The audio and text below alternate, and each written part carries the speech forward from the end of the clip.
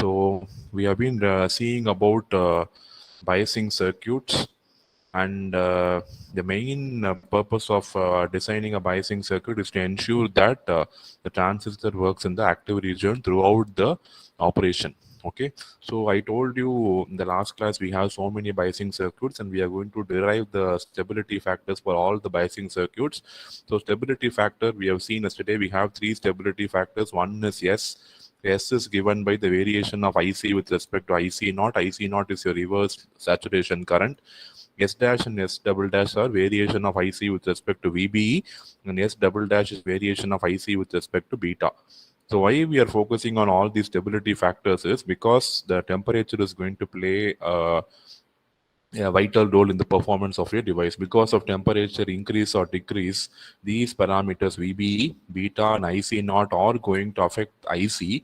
So that variation will affect the Q point. So the variation has to be minimal. So that is ensured by designing a proper biasing circuit. So one such biasing circuit which was invented very beginning is the fixed bias or bias resistor method.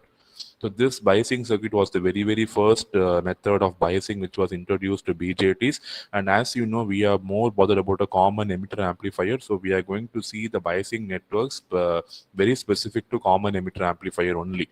Okay, and since it is called as fixed bias, why you know? Because all the values are fixed. VCC is fixed. The RC collector resistance is fixed, the base resistance is fixed. So everything is fixed. This ensures that the Q point is also fixed. Okay, this fixes your Q point exactly in the middle of your DC load line.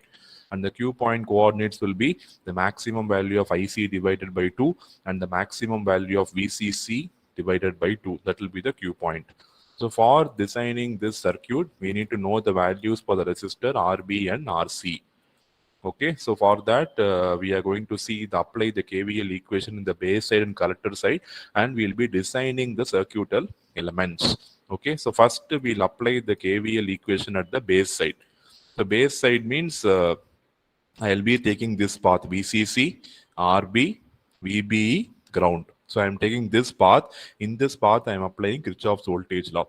So totally, how many voltages are available in this path? How many voltages are available in this path? How many voltages can you see in this path which I am showing it in the diagram now? How many voltages are there? One, sir.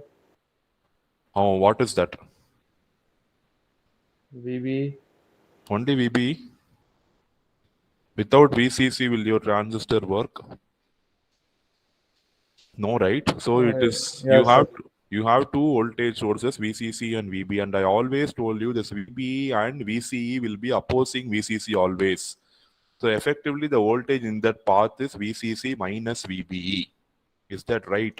See, any path in collector or base side you take, you have to first find the effective voltage. Effective voltage is total voltages. Here we have two voltages, VCC and VBE, and I cannot simply add them because VBE is going to oppose VCC. So it is effectively VCC minus VBE. Why VCC minus VBE? Because VCC is very large compared to VBE. So if you write the KVL equation, you see VCC minus VBE equal to, you have to apply Ohm's law. V is equal to I into R, and the resistance in this path is RB and current through this path is IB. So VCC minus VB equal to IB into RB, or from this I can find IB equal to VCC minus VBE by RB. So for the required amount of base current, I can design RB, or with RB, I can get the required amount of base current. Both are possible. Okay, the biasing circuit has so much flexibility. Either if you fix IB, you can design RB, or if you fix RB, you will get a value of IB. Okay, so totally in this circuit, I need to find the values for two resistance, RB and RC only, because those are unknown to me, right? So I have got the value of RB as VCC minus VBE by IB. If I cross multiply, I can find RB equal to VCC minus VBE by IB.